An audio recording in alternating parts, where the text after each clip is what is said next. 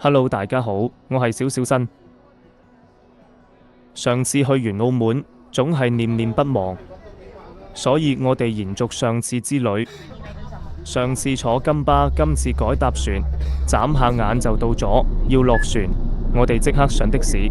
澳門大部分的士係4人的，亦都有7人車的士，但7人車唔多，用 call 車服務比較方便。我哋都要 call 車先有7人的士。今次第一個景點就係買手信，有買要趁早，呢間店好多嘢好早賣晒，而且早唔會太多人。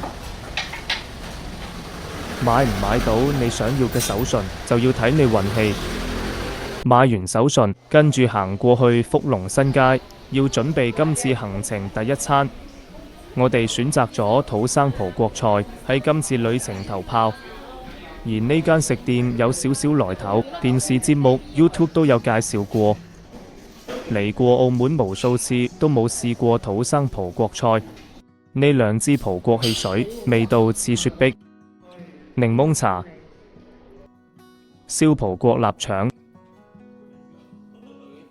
燒葡國臘腸製成品、炸馬介休。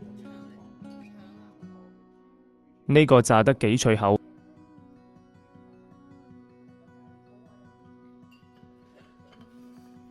呢個係雜菜湯，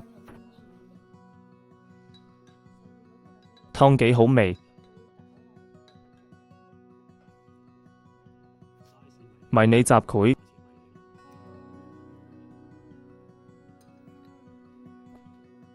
燜牛腩飯、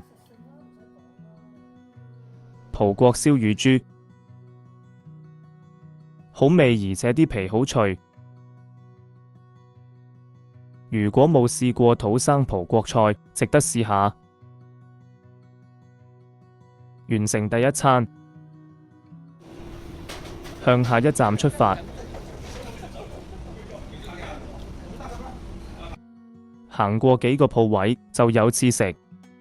呢間鋪早年有好多日本遊客，依家都多人等位。我哋揀咗平價翅試下。試過就走咯，轉個彎就另一個開始。相信唔少人都認識呢間牛奶店，網上傳言眾多分店中呢間分數最高。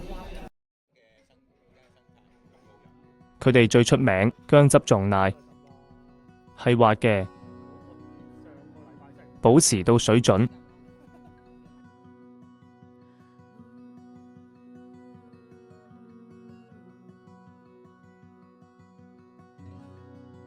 食完嘢周圍行下，幫助消化。冇理由唔參觀景點。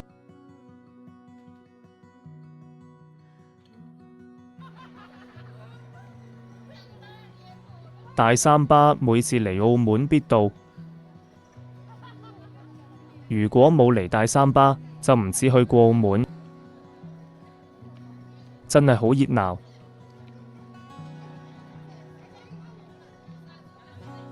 今日仲有嘢未食，買一個頂住先。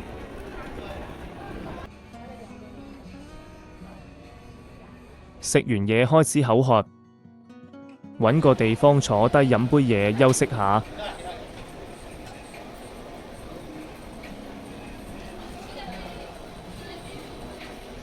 經過件裝修算有特色，就呢間。入去睇下有咩飲。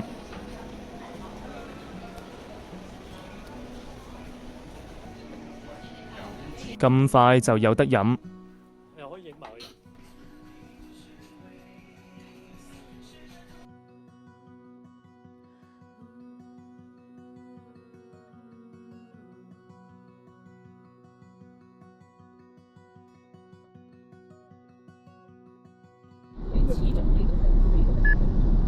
到咗晚飯時間，去到門口就睇到同米芝蓮有關。攞咗10年米芝蓮。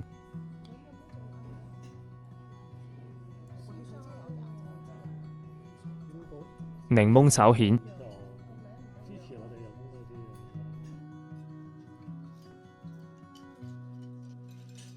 馬介休球。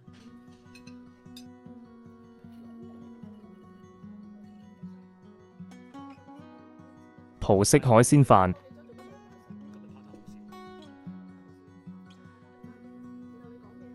呢個好有海鮮味，有蝦有蟹做配菜。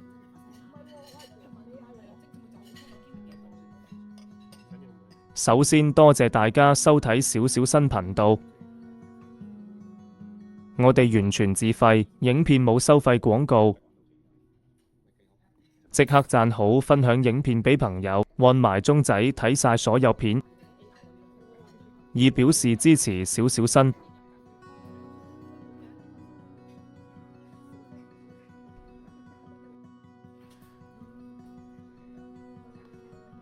呢個睇到都覺得好吸引，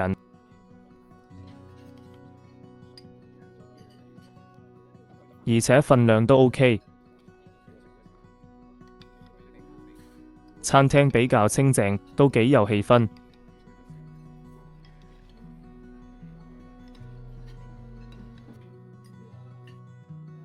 跟住出現燒乳豬，主角一定乳豬啦。乳豬皮好脆，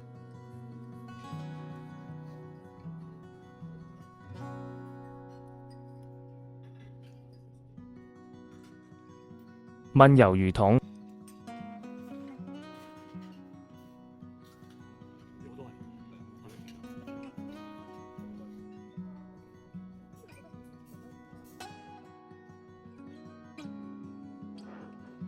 燒風扇。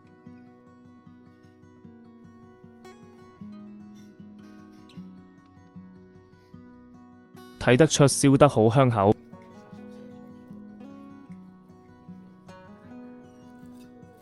今餐各樣食物都好好味，真心值得推介。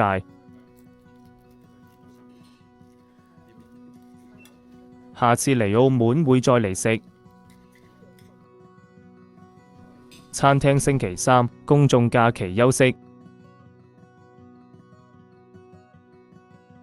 食完散下步，有助消化。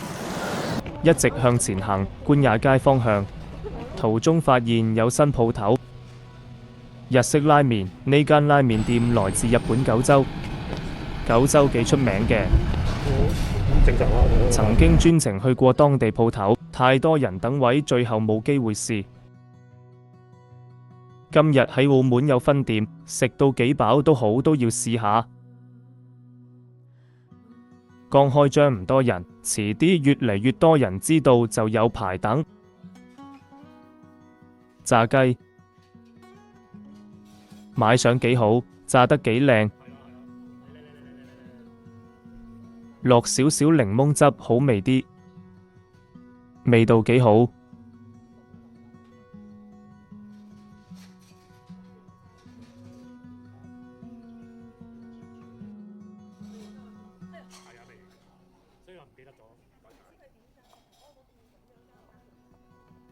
麵都好好味，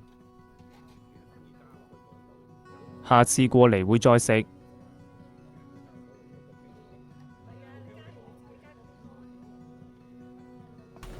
真係食到好飽。行下睇下澳門夜晚街景，人唔多。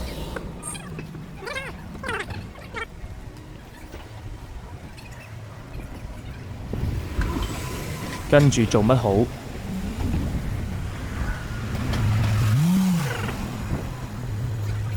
去官也街睇睇。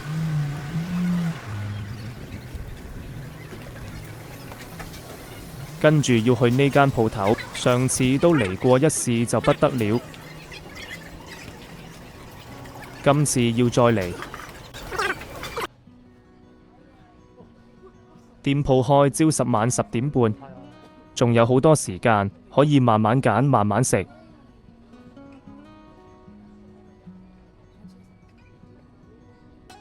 各樣都好吸引喎，真係唔知點揀好。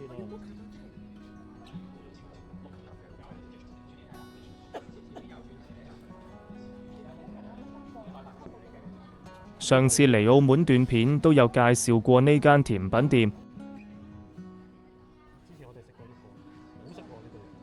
今次要再嚟。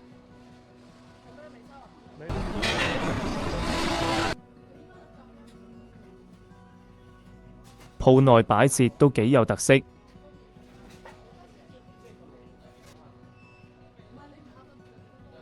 太多選擇變成一種煩惱。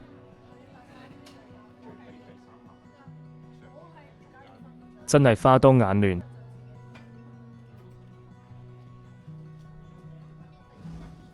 飲品都有咁多款，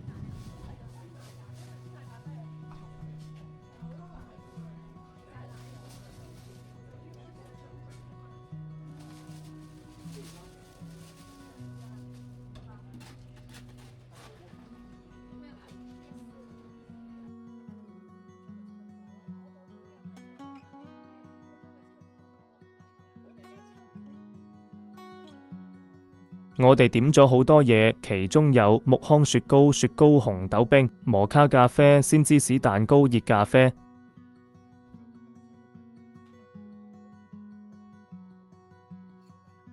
各樣都好好味，好滿足。下次嚟澳門會再嚟幫襯。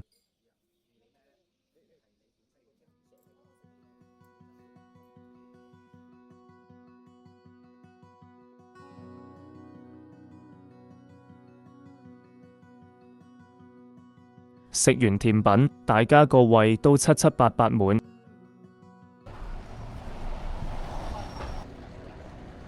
行一陣，又要開始。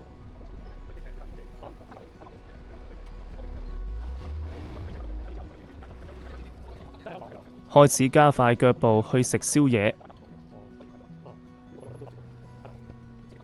唔講咁多。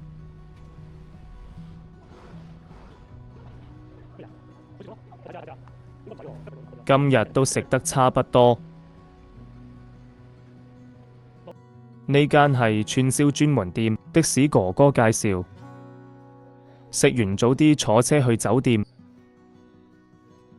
明日再繼續努力。今集接近尾段，記得俾 like 同分享俾朋友。希望大家鍾意今次行程。最後多謝收睇。下一段影片再見。下一段影片會繼續澳門第2天行程，到時再見大家。我係小小新，拜拜。